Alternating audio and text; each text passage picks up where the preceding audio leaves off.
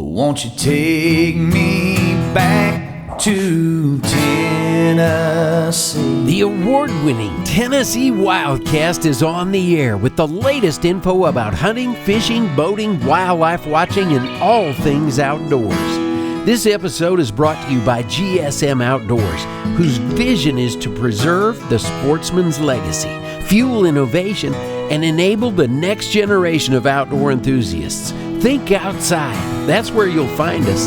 Now, make welcome your host, Jason Harmon. Hello, everybody, and welcome to this edition of Tennessee WildCast. We're glad you're tuning in. Thanks for watching. Thanks for listening. We got an awesome show lined up for you today. We are on the banks of the west prong of the Little Pigeon River here in Sevierville, Tennessee, and I can see Sevierville from here, sort of, kind of.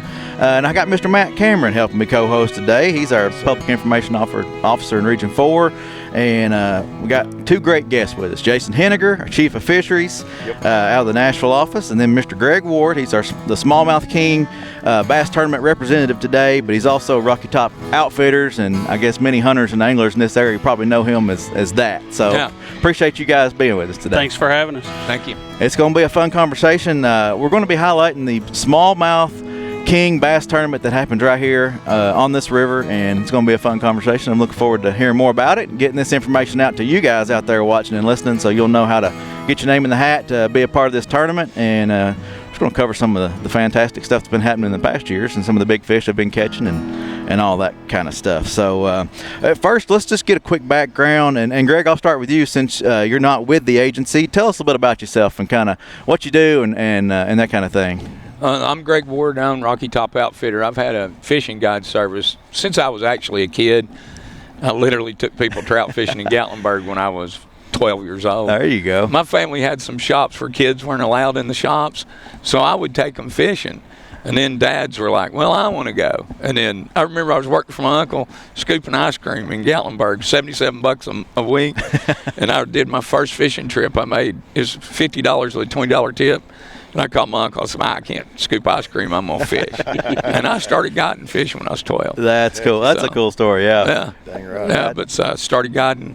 Well, I started Rocky Top in 93 and do a lot of smallmouth fishing. And then, of course, I do Smallmouth King with the city of Sevierville. Awesome. Well, we're going to dive more into that today and looking forward to it. Jason, tell us about yourself. You've been on the show many times, but just remind folks who maybe haven't seen those shows who you are, what you do. A few times. I'm I took over as chief of the fisheries division about a year ago. Mm-hmm.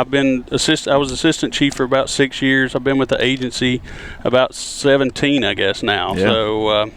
So started out with the agency as the Rivers and Streams coordinator.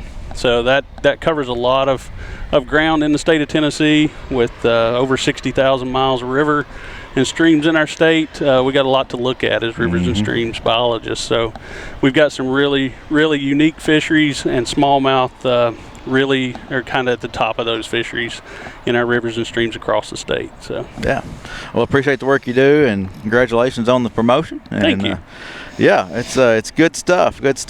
Well, today, like I said, it's all about this tournament. We're going to be talking about smallmouth fishing and a few things like that. So, first of all, June 7th and 8th, right, Greg? It's going to kick off this tournament. Tell us a bit about what it is and how it got started and that sort of thing. I went to the city years ago and it talked that we wanted to run a smallmouth tournament.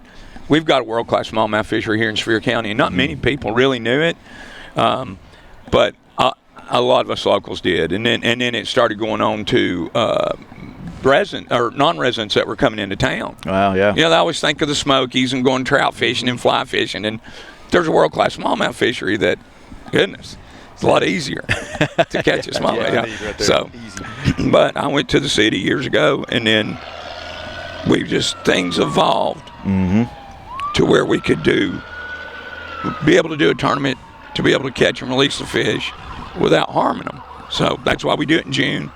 The fish spawned out. They catch, photograph, and release them right where they catch them. And that's a cool thing I like to bring up, that you're not carrying these fish to a central location and doing a weigh-in. It's all about the length. That's what you're measuring, and they get to put it right back. And It's not hurting that fish. Right. They go right back in. And then we determine and give them the length. It's an overall length tournament, which I wish a lot of people would do that. Yeah. They should go that route. They don't need to haul them around. I remember one time I was talking to a biologist about largemouth bass and all these, how they had this disease, like the largemouth never did have those black spots and stuff. Then you started seeing more stuff on largemouth. I said, what? Do you guys put them in a live well and haul them around the lake all day? Yeah, that could stress them, Greg. And I went, yeah, well. Yeah, a little bit. So, right. Yeah. So, on the smallmouth, no, just immediately. They're caught, photographed, and released. Have to be 12 inches. So, 12 inches and up. So, it goes pretty quick. 12 inches and up. Our mortality rate is nil. Yeah. That's the best And part. that works out really well for this river, because in 2002, the agency put one fish over 20 inches per day on this river, and the west prong, east prong, and the Little River. So that happened in 2002. We knew that we had a really good fishery here and wanted to protect it, and this type of tournament, this format works out really well with that type of regulation. So I actually did a lot with that. Yeah. Had a lot to do with that one fish over 20. Yeah. What were you going to say, Matt? Oh, did you ever consider doing a weigh it in the boat and throw it back versus a total length, or has it always been a length thing? Yeah, because weighing them, sometimes they'll poke holes in them, depending on what they're using. I mean, you've got the things now that'll clip, but they're just going to handle them more if we're going to weigh them. This is quick. A little extra stress. Yeah, I And think. y'all custom made this measuring device that's standard for each angler, correct? Yeah, these are across the board identical. So every angler that signs up for the tournament gets a board. Yeah. And goes into. I guess that makes the bright colors probably makes it easier for the photos to show up and on the measuring to be easy. But Yeah, and we've got these lines blacked in. yeah, awesome. So a little more detail about the tournament. So if I signed up and I'm entered, I'm in a high-powered big motor boat.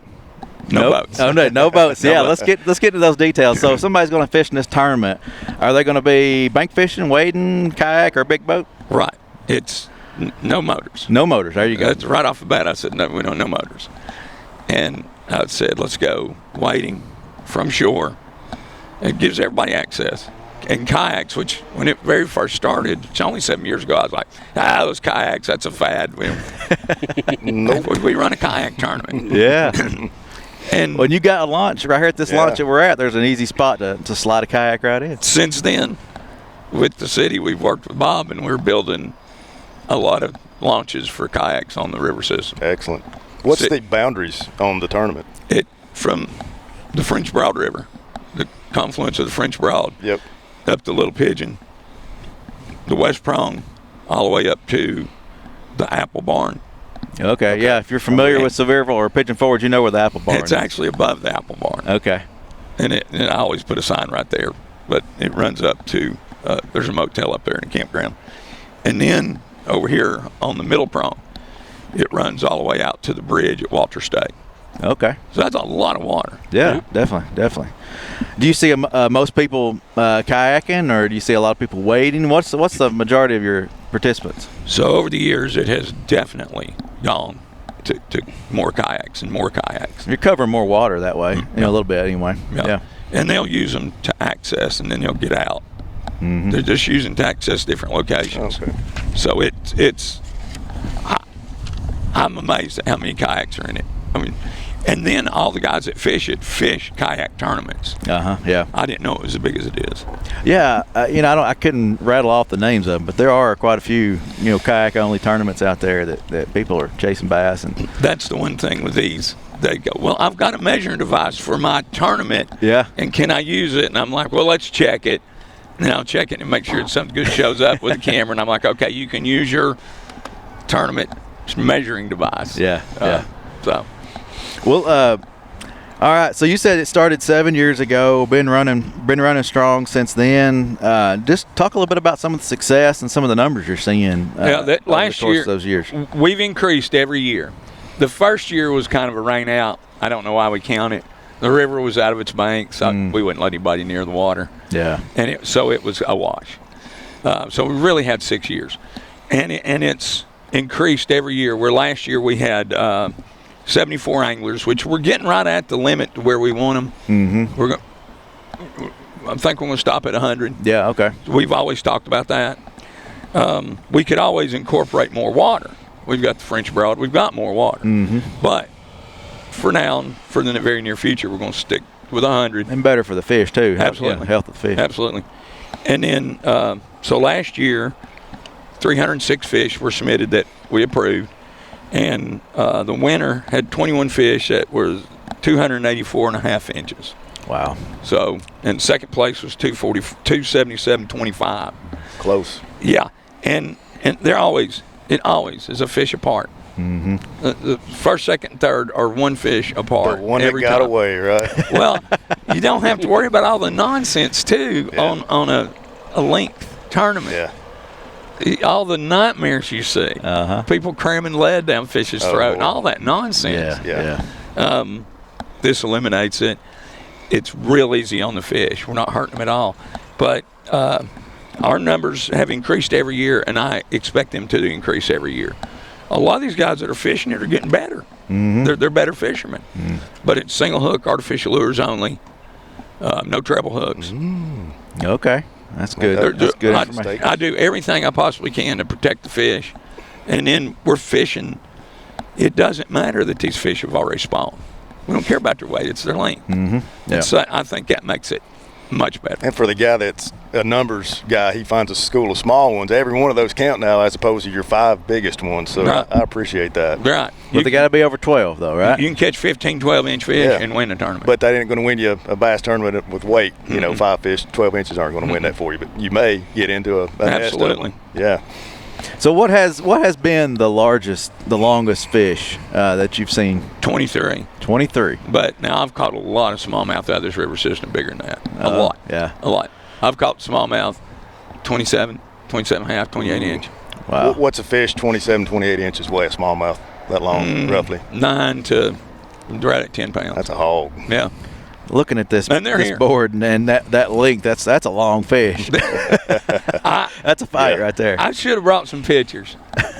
We can You incorporate them. send them, I'll show them. They're rolling right now as you're We've got watching. some really, really good smallmouth in here. Yeah. And I chased them. I remember moving down, I was telling Jason that I came down from Gatlinburg to Pigeon Forge and I caught my first smallmouth. I had caught trout. I was a major trout fisherman. Yeah. And I caught my first smallmouth. It was a 3-pounder. It was like April. I just cast out and I caught it. And I have been so hooked in chasing smallmouth. I used to go to Del Hollow. I'd go to New River. I would run all over. The best smallmouth fishing is right here in Sevierville. Yeah. So it's amazing some of the fish we've caught over the years. I think I'd much rather be on a river or a creek than I would be a big lake. I love this kind of fishing anyway. Smallmouth's So a it's good river stuff. fish. Yeah. Yeah. That's awesome. Well, let's dive into more details for people who want to get their name in the hat for this tournament and get on the roster. As we said, June 7th through the 8th is the tournament. And what's the website for people? Smallmouthking.com. Smallmouthking.com is where you'll register. I'm going to run down some things here, and you can jump in anytime you want to, Greg. But the mandatory tournament meeting is 5:30 a.m. to 6:30 a.m. on Saturday the 7th. So check in. It says check-in is at 5 a.m., and that's at the Sevierville Chamber of Commerce. So 110 Gary Wade Boulevard in Sevierville, 37862. The tournament begins at 7 a.m. Last line out is 5. So what determined those times? That just kind of seems like the best time to be fishing, or Daylight. yeah. Oh, okay, gotcha. It's so funny to watch those guys too, the way we do them. You know, we've fished in a bass tournament in a boat. Everybody's sitting there and you're waiting to blast off. Same thing. Okay. But these guys are sitting in chairs. And they're like, wait, hold on. Yep. They run and get in their cars. The Sevierville ought to set up. If you, like say, they could write a couple tickets down there the way they go out of that parking lot. So what about kayak fishermen? Can they be sitting in the water waiting, or they got to be on the bank before they It's put? mandatory meeting. So go to the meeting and then got you. You got to wait in the parking lot until 7 a.m. before you can leave the parking lot? Yeah, we release them. It's funny. It's a helter-skelter out of that parking lot. It's really funny. And then you'll get those scragglers. Well, it's just one guy. He comes rolling in there. Everybody's blown out of the parking lot, gone. I'm like, well, here he comes. And you got to go through that mandatory meeting with him first, right? I just want to choke that guy. But Prizes it's a lot of fun. Excellent. We have a lot of fun, and it's everybody's really good about where they park, where they put their boats in with what the city's doing. The city of Sevierville is building these boat launches for people, which it's really gotten great. And something that I'm glad to work with the city of Sevierville. They do so much with us. And I've done tournaments in the past.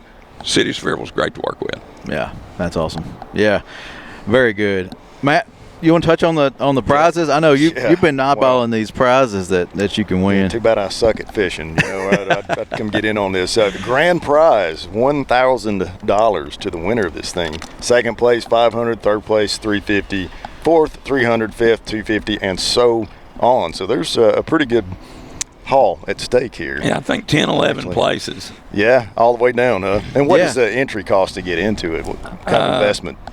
It's I think $50. Yeah, it's still $50. Yeah, I believe it was. Yeah, entry fee is $50, and so I mean, if you get the 10th place, you're going to take home your entry fees. Yeah. You know, it's just a fun day of fishing for free. Absolutely. Right.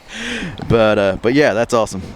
All right. Well, before we get too much further, I want to talk about the fish that you're catching here. Jason, tell us about the fish, the migration of these fish, where they're coming from, and just a little bit about what they're going to be catching. Like I said earlier, in 2002, the agency and a lot of people working behind the scenes put that 1/20-inch size limit, and we really, in that time frame, late 90s, early 2000s, we learned a lot about our smallmouth in the state of Tennessee.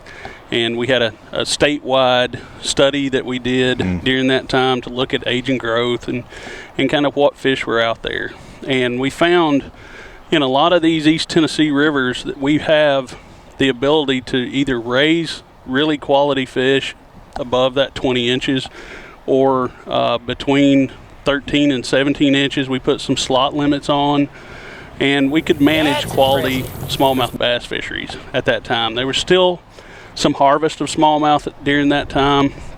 A lot of people, since catch and release fishing has taken such a stronghold in bass fishing in general, there's not a lot of harvest of fish anymore, other than your crappie and walleye and some of those other fish. Better eating fish. But bass, a lot of times people want to throw those back. So, but back then there was still some harvest. So we put some regulations on, and we found out that really on the North Fork of the Holston River up in Kingsport, you've got the North Fork and the South Fork of the Holston there that run together.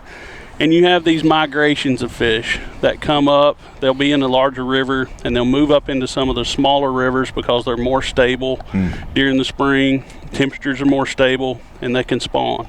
We've got the same thing here with really big fish in the French Broad below Douglas Dam that run up in the spring to these more stable habitats where they can get in here and spawn. And spawning can occur any time between April to even June. If you have a year where you have cold water temperatures and a lot of rain, where you have some high fluctuations, it can push it all the way out to June. There's been some studies showed that they'll still spawn. Now, whether those juvenile fish will make it to the next year on a late spawn like that is really it really depends on how the health of that river, because they've really got to grow quick to build those fat lipids and things up to survive winter. So, gotcha. But yeah, we've got some really wonderful smallmouth fisheries in our rivers and streams across the state. So if you're looking to chase them up here, you're looking at around April, June. It's going to be your best time. That's why we're having the tournament then. But that's your great time to try these little rivers out. So it's really good across the state in any rivers and streams. That kind of late spring, early summer time frame can be really, really good. So, and temperatures, to be outside is great. Still not too hot yet, but makes it a great time to be out fishing and enjoying what's to offer.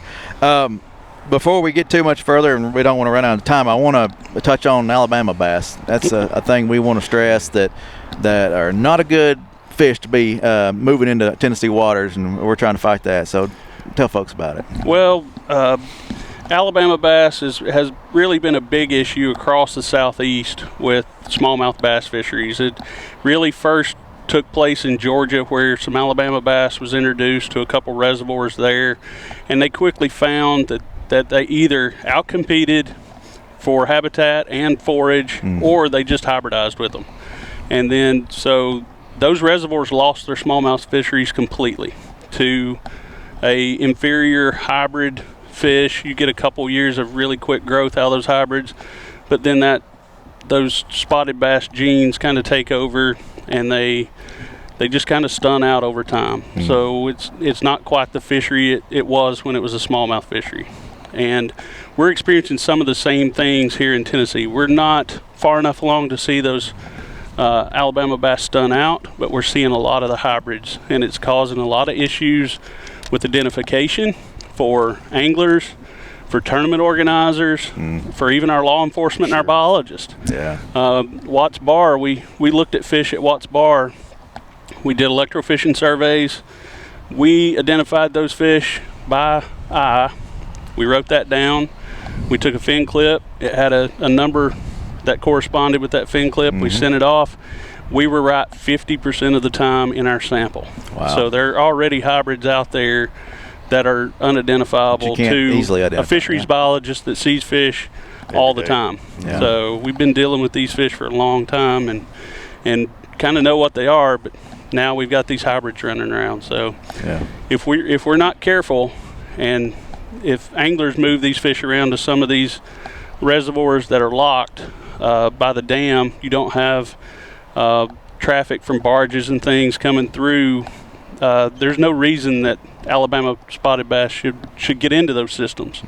So if we, as anglers, we need to be responsible and not move those fish, trying to create a better fishery, because it's really going to be detrimental to our smallmouth bass fisheries in the long term. Yeah. It may seem special at the moment, and it's big fish, whatever, but in the long term, it's going to ruin the native. And Tennessee's known for smallmouth. Yeah. So The bottom line is, if you care about smallmouth bass fishing in Tennessee, do not move fish around, period. That's as simple as it can be put, right? Because we're going to lose that coveted smallmouth pure strain bass that we have here. Yes. Cannot let that happen. That's as simply as we can put it. I try to be direct. I'm black and white and simple-minded. So if I can understand that, hopefully everybody else can. Yeah. And another thing on your I forgot to mention too, to revert, you got a big fish Saturday and a big fish Sunday. You're paying an extra $100 for the longest fish each day, correct? Right. So there's some more incentive for you to get signed up. And for a guy who is not a very good angler like me, can you throw out just a few baits to suggest to catch smallmouth in the Little Pigeon River? Yeah, everybody has their favorite baits, but any plastic. I like white. You throw pearl white in this river, you're going to catch smallmouth. I love pearl white because of what they're eating. But spinner baits work real well. Topwater's phenomenal. I love fishing topwater. Early or anytime? You can fish it all day. Topwater all day, okay. Morning and evening, no. I can throw 11 centimeter floating repel out here and catch smallmouth all day long on it. And I mean, they don't. I think they use the sun. The topwater lure creates shade, and they pick at the smallmouth. They're sight feeders, and they're picking at the shadow up. I never thought about that. And man, they'll hammer it. So, but a lot of people like soft plastics, fish a lot of grubs, fish a lot of swim baits. I throw a jig. If I was fishing this tournament, I'd be fishing a black and blue jig. Black and blue. Period. For big fish. Okay. Hey, we're getting serious. Yeah. He's telling his secrets. Big fish bait. He's not going to have any guidance service left over. We know what to do now. You got to be able to throw it right. That's right. You got to know how to throw it. But yeah, and smallies are crazy. They'll hit anything. You could go out there with a single hook rooster tail and catch smallmouth. Okay. That's the rules of the single hook part of it. Yeah. But a lot of grub fishing, a lot of spinnerbait fishing, and some guys fishing crankbaits. They just put over, like a number 2 hook.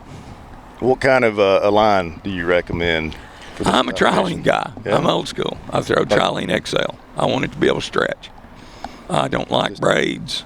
I want my line to stretch. Monofilament or just a monofilament? Old school, man. No, I like that. That's even better. I want it to stretch. I want my rod to bend. Okay. You go using braids, and you just rip smallmouth off. He'll just pull off and go on. They fight so much harder, so I like the bend of the rod and the stretch of the line. I use XL, trilene XL, the extra length, and there's so much stretch in it. Good to know. I've always used that because they'll get in the current and use it. They'll throw their body sideways like that in the current, and it just adds that much more. They're fighting you, and they're pulling, and then they'll get in the current and lay like that. And trout will do it, too. I've seen rainbow do it. But that gives you that extra. You know how they'll pop off? People, I just broke that smallie off. I'm like, you need a little stretch in your line. It'll give. You need your rod to give a little bit. Yeah. So probably what, a medium light Medium rod? action. Yeah. I like it. I don't own a rod under 6 foot anymore. I like a 6 foot, 7.5 foot medium action rod. Yeah. Spinning tackle or bait caster or just whatever your preference? Spinning all the way. Yep. Okay. Have you ever seen anybody fly fishing in one of these tournaments? Okay. Yeah. You got some diehard fly fishing. I've taught fly fishing for years. I just get so sick of it. I'm a smallmouth man. I mean, I've written books on trout fishing flying. I can't believe I just said that. I've got one of the top selling books out there on it. But I'm a smallmouth man, true and true. Can you catch smallmouth on a fly rod? Absolutely. That's what he's you can throw a muddler minnow is the best thing you can do. You can't beat a muddler minnow. A lot of guys will throw like an olive woolly booger, a brown or a black woolly booger, but a properly tied muddler minnow can't beat it for smallies. Wow. With one fly rod, and you can throw poppers. I've thrown some of those. Not much luck with them, but I've thrown one or two. Surface is real good. That's awesome. That's awesome. Yeah, it's cool to know, or you say that surface fishing the whole time is great, because I love that type of fishing. Popping a little jerk bait across the top, and This time of year, a Rapala on a pond. Go to a pond. Okay. And throw a Rapala, even if it's got ice on it, just breaking off. Off where there's no ice, of course, and twitch a 11 centimeter floating Rapala and see what happens. They're great. Yeah. It's a perfect bait for right now. Okay. Not many people fishing this time of year. Yeah. I do. Well, we're going to have to try this, guys. Getting me stoked. Yeah. River's right here, man. We tried a little bit before we started shooting the show, and it's still a little cold right now, but a little early, but we're going to get back out there and try it again at some point. Thank you, guys. Thank you for the information. Thank you for getting this out there. I think it's going to be a fun tournament. We've already seen success through the years. I don't see why this one won't be. I'm excited for you guys. Yeah, we'll have a good time, I'm sure. Yeah, awesome. Jason, thank you for all your knowledge and help getting this information out. Always. Yeah. Remember to don't move bass, don't move fish, period, and definitely don't move Alabama bass. Let's help keep those out of Tennessee. This is Tennessee WildCast. We appreciate you tuning in. Thank you for watching, for listening. Keep coming back, and we'll see you next time.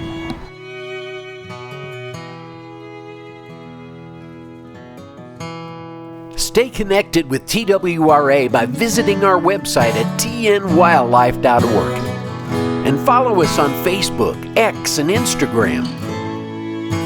You can invest in Tennessee's wildlife future by purchasing a license at GoOutdoorsTennessee.com.